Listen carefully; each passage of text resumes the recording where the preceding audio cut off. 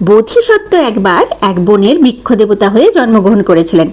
তিনি যে বনের বৃক্ষ দেবতা হয়ে জন্মগ্রহণ করেছিলেন তার পাশেই ছিল আর একটি বন, আর সেই বনেও আরেকজন বৃক্ষ দেবতা থাকতেন।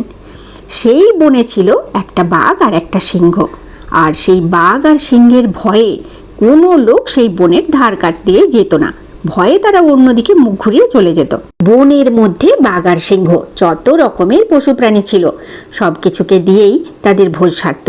হরিণ, হাতি, মোষ, যত রকমের পশু সব কিছুকে দিয়েই তাদের ভোজ বানাতো।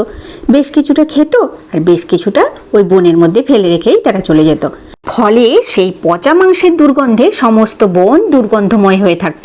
সেই বিভৎস পচা মাংসের টুকরো চতুর্দিকে ছড়িয়ে থাকা গন্ধ ছড়ানোর ফলে জন্তুদেরও সে বনে থাকা কষ্টকর হয়ে উঠেছিল। অন্য বনের বৃক্ষ দেবতা তেমন একটা বুদ্ধিমান ছিলেন না, সব কিছু বিচার করে তিনি ভাবতে পারতেন না।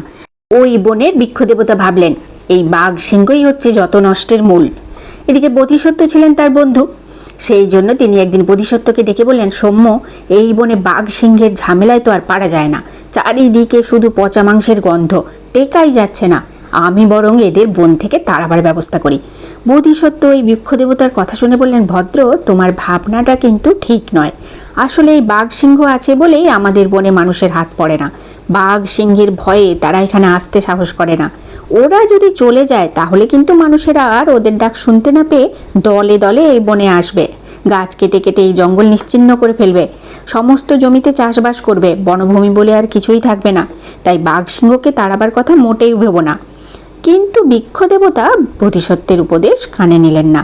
তিনি একদিন এক ভয়ঙ্কর মূর্তি ধরে বাঘ সিংহকে খুব ভয় দেখালেন।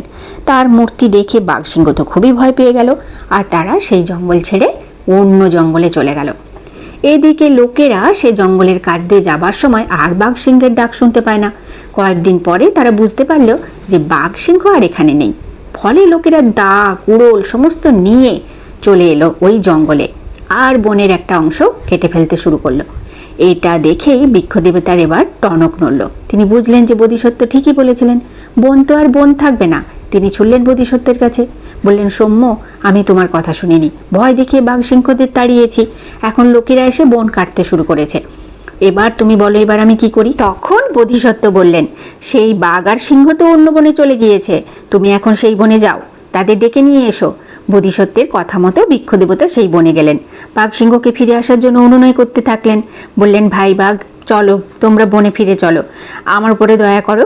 তোমরা যদি না থাকো তাহলে বন আর বন থাকবে না, লোকেরা বন কেটে উজাড় করে দেবে। কিন্তু বাঘ সিংহ সে কথা আর শুনলই না, তারা আর ফিরল না। আর তার ফলে মানুষ কিন্তু বন কেটে চাষবাস করা শুরু করে দিল। শুরু হয়ে গেল নগর, আর জঙ্গল সাফ হয়ে গেল।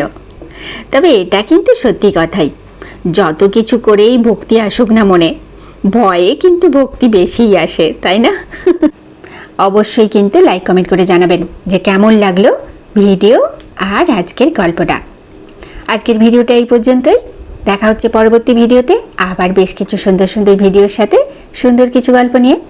আর আপাতত টাটা, বাই বাই, ভালো থাকবেন সবাই।